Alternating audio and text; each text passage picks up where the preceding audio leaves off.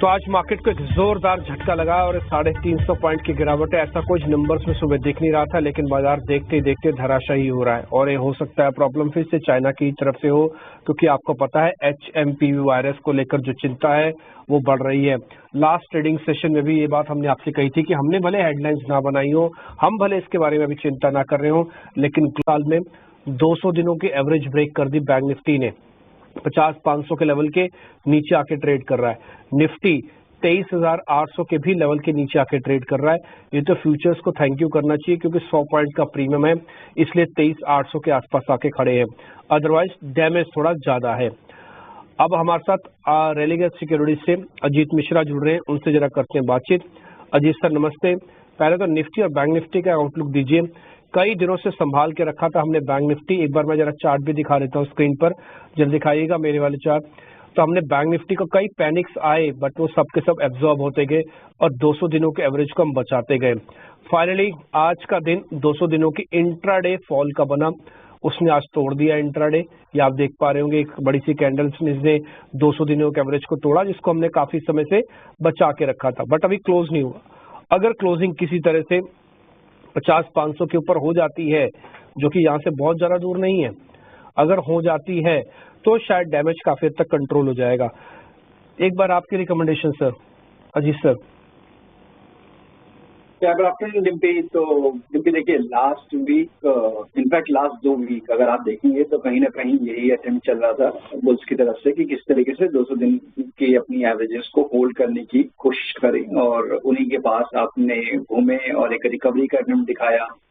But जब भी आप 100 EMA के पास आए लास्ट वीक थर्सडे के दिन, वो एक दोबारा से हर्डल बन गया और फिर हमने देखा कि फ्राइडे के दिन एक म्यूटेड सेशन और आज एक डिक्लाइन। तो डिम्पी देखिए, कहीं ना कहीं जब रिकवरी आपकी बहुत लिमिटेड हो जाए, मीन्स कि बाउंस के केस में आप जो भी छोटे मोटे हर्डल्स भी हैं उनको भी अगर क्रॉस नहीं कर पा रहे हैं, तो दैट इंडिकेट्स कि बेयर्स अभी भी कंट्रोल में है। और जिस तरीके से रीजन चाहे कुछ भी हो, आज जिस तरीके से हमने देखा है selling pressure, means broader markets पहले से ही प्रेशर में थी, जबकि मार्केट थोड़ा स्टेबल था तब भी। और उसके बाद बैंकिंग अपने 200 दिन के नीचे चल गया है अब। तो बैंकिंग में जो वीकनेस थी फ्राइडे के सेशन में, वो कहीं ना कहीं एक और एडिड डैमेज कर रही है ओवरऑल इस पोजीशनिंग को। तो डिम्पी देखिए, जब तक कि 24,200-250 का जोन ये ब्रेक नहीं होता है, तब तक मार्केट में रिस्क रहेगा नीचे के फर्दर लेवल्स का। 23,250 तक के लेवल्स पॉसिबली आने वाले टाइम पे देखने को मिल सकते हैं। तो यहाँ पे अगर आपको ट्रेड करना है कुछ भी अगर इंडेक्स में, तो लॉन्ग साइड की अगर आपकी खासतौर से पोजीशन है तो डेफिनेटली आपको एक पुट कैरी करना चाहिए। जैसे 9 जनवरी की जो रिपोर्ट है 23,600 वाली, करीब 130 के पास से ट्रेड कर रही है, तो इसको आप लॉन्ग कर सकते हैं करीब 60 रुपए के स्टॉप लॉस के साथ 220 तक के पोजीशन टारगेट के लिए। ठीक है, आप ये कह रहे हैं कि अगर आप लॉन्ग कैरी करते हैं तो साथ में पुट को रख लीजिए, क्योंकि लेवल्स का ब्रेकडाउन हुआ है। जब लेवल्स का ब्रेकडाउन होता है तो ड्रैग करके कहां से कहां ले जाए पता नहीं चलता। आज में 50-500 गया तो 500 पॉइंट बैंक निफ्टी को आज ही टूटना पड़ा, नहीं तो 300-400 पॉइंट की गुंजाइश थी, उसको तोड़ने के बाद वहां रोका जा सकता था, लेकिन लेवल्स ब्रेक होने पर भी और तेज नुकसान हुआ। इसलिए एक स्ट्राइक की पुट जो 23,600 की आपको पुट दिख रही है 123 रुपए में मिलेगी, करीब 220 रुपए तक का टारगेट है, 60 रुपए का स्टॉप लॉस है। चाहे तो इसमें भी एक बार पोजीशंस ले सकते हैं, या फिर अगर आपने पोजीशंस ले रखी है ना तो इसको कैरी कर सकते हो, आप साथ में रख लो, कोई बुराई नहीं है। 9 जैन की डेरिवेटिव एक्सपायरी है, क्योंकि इसके वीकली चल रही है इसलिए इसने लिख दिया 9 जैन की डेरिवेटिव एक्सपायरी भी है। ठीक है जी, तो आपके पास अभी दिन है 3 और इस 3 दिन में पुट को अपने साथ रखो जब तक लेवल्स ठीक नहीं होते। अगर लॉन्ग साइड पे सौदा ले रखा है या लेना भी चाहते हो तब भी। बैंक निफ्टी पे कुछ कहना चाहते हो सर, नहीं तो फिर आगे बढ़े। देखिए, बैंक निफ्टी तो जैसे मैंने बताया कि यहाँ पे फ्राइडे की वीकनेस और आज का जो डिक्लाइन काफी हद तक यही इंडिकेट कर रहा है कि यहाँ पे भी आपको नवंबर मंथ के लो रीटेस्ट होते हुए नजर आ सकते हैं। 49,770 का जोन था, तो यहाँ पे भी रिकमेंडेशन होगी कि आपको नेगेटिव साइड पे ही मेंटेन करना चाहिए अपनी पोजीशनिंग को। बट क्योंकि ऑलरेडी डिक्लाइन आ चुका है तो थोड़ा जल्दी ना करें, थोड़ा सा रिबाउंड मिलता है वहां पे आप शॉर्टिंग अपॉर्चुनिटी देखें। टारगेट 49,700 का इंटैक्ट है। ठीक है, डन, पॉइंट टेकन है सर आपका। और आप ये कह रहे हैं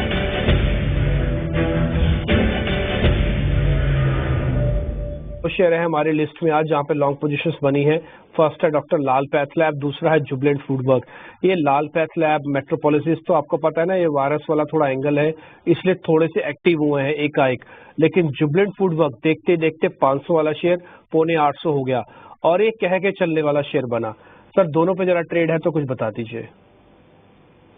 देखिए पहले जुबिलेंट फूड की बात करते हैं निम्ति, ये इसमें करीब 720 के पास एक ब्रेकआउट आया था एक कपनाजी पैटर्न का, और उसके बाद से एक स्ट्रॉन्ग मूव ऑलरेडी देख चुके हैं। आज की सेशन थोड़ा सा हायर एंड पे प्रॉफिट टेकिंग दोबारा से आ रही है, तो मुझे लगता है कि यहाँ पे अभी आपको फ्रेश पोजीशन अवॉइड करनी चाहिए। इनफैक्ट अगर आपके पास पोजीशन है तो आपको प्रॉफिट बुक करने के बारे में सोचना चाहिए, और दोबारा से डिप मिले, कुछ कंसोलिडेशन हो करीब 750-730 के जोन में, वो एक अच्छा जोन होगा दोबारा से री एंटर करने का। तो अभी के लिए यहाँ पे प्रॉफिट बुक करने की रिकमेंडेशन होगी। लाल पैथ लैब जैसे कि आपने बताया कि ड्यू टू न्यूज यहाँ पे एक मूवमेंट दिख रही है, बट स्टॉक को अगर आप देखेंगे तो काफी टाइट रेंज में फंसा हुआ है। अपने 200 और 100 की ईएमए के बीच में ही काफी टाइम से कंसोलिडेट कर रहा है। मेरे हिसाब से 3060 ये ब्रेक होने का हमको वेट करना चाहिए फॉर फ्रेश मोमेंटम, जो कि स्टॉक करीब 3250 तक लेके जा सकता है। तो अभी के लिए अगर आपके पास पोजीशन है, आप बने रहिए 2930 के स्टॉप लॉस के साथ। फ्रेश बाय करना चाहते हैं 3060 के ऊपर बाय कर सकते हैं 3220 के टारगेट्स के लिए। ठीक है, पॉइंट टेकन। तो दोनों शेयर्स पे आपका टेक आ गया। एक को आप छोड़ने के लिए कह रहे हैं, दूसरे पे आपने ट्रेड करने के लिए बताया है। जिसका ट्रेड है वो स्टॉप लॉस और टारगेट के साथ आपकी स्क्रीन पर छपा हुआ आ जाएगा, नोटिस कर लीजिएगा। दो शेयर शॉर्ट कवरिंग के भी हैं, फटाफट से मैं पता कर लेता हूँ फिर हम ब्रेक लेंगे। पहला है ग्रेनुलस इंडिया, एक फार्मास्यूटिकल कंपनी, और दूसरा अपोलो हॉस्पिटल, ये हॉस्पिटल वाला शेयर है। सर ये दोनों भी एक्टिव है, शॉर्ट कवरिंग के शेयर है, जरा चेक कर लो प्लीज। ग्रेनुलस देखिए जितनी हमारी रिकमेंडेशन भी है, तो डेफिनेटली यहाँ पे आपको दिखेगा कि एक शार्प डिक्लाइन के बाद पिछले करीब 5-6 महीनों में एक बड़ा कंसोलिडेशन रेंज में था, अभी अपर रेंज के पास है। और जैसे कि हम देख पा रहे हैं कि डिफेंसेस में और हेल्थ केयर स्पेस में अच्छी स्ट्रेंथ है।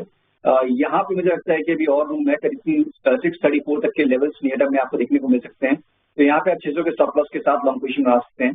साथ ही साथ अपोलो हॉस्पिटल में भी आप देख रहे हैं कि कहीं ना कहीं एक अपर बैंड के पास, जो अपने रिकॉर्ड हाइज के पास कंसोलिडेशन चल रहा है, टोन पॉजिटिव है। इंडिकेशन है कि नेक्स्ट स्विंग में करीब जब भी आप 7450 7500 के लेवल्स को निकालेंगे तो एक स्ट्रॉन्ग मोमेंटम देखने को मिल सकता है। तो यहाँ पे भी बाय की रिकमेंडेशन होगी, 7200 का स्टॉप लॉस रहेगा, 7650 तक के टारगेट्स के लिए। ओके ठीक है डन। तो एक आपका तो ट्रेड था ही ऑलरेडी ग्रेनुलस, और साथ ही आप दूसरा सौदा भी हमको बता रहे हैं। एक वक्त एक छोटे से ब्रेक का है, जब ब्रेक के बाद लौटेंगे तो मंदी वाले शेयर्स भी चेक करवा लेंगे। तेजी के 3 शेयर पास होके आए। First is Apollo hospital, second is Granules India and third one is doctor Lal path lab. Jubilant को छोड़ दिया, इंडेक्स को छोड़ दिया, बल्कि इंडेक्स पे तो एक फुट आपको साथ में रखने के लिए बोली है अगर आप लॉन्ग साइड पे बैठे हैं तो, या फिर लॉन्ग साइड लेना चाहते हैं तो भी एक पुट को साथ में जरूर कैरी कर लेना। ये 9 जैन की डेरिवेटिव एक्सपायरी की पुट है। छोटा सा ब्रेक के बाद मंदी वाले शेयर्स होंगे, वो चेक करेंगे, फिर ट्रेडिंग कॉल्स भी होंगे।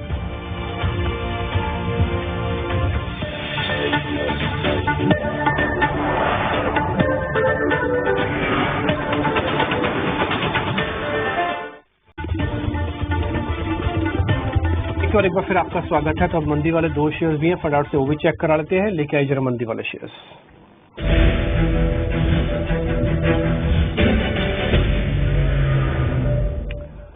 एक तो टाटा स्टील है, आपको पता है ग्लोबल पैरामीटर्स पे चीजें खराब हो जाएंगी। जैसे मान लो चाइना से कुछ जुड़ी हुई खबर आएगी, स्टील तो वैसे भी ठंडा पड़ा था, ऊपर से चाइना की खबर आई, रही सही कसर उसने भी पूरी कर दी। एबी कैपिटल भी आज नुकसान के साथ ही ट्रेड कर रहा है, 3%, ये भी नीचे है।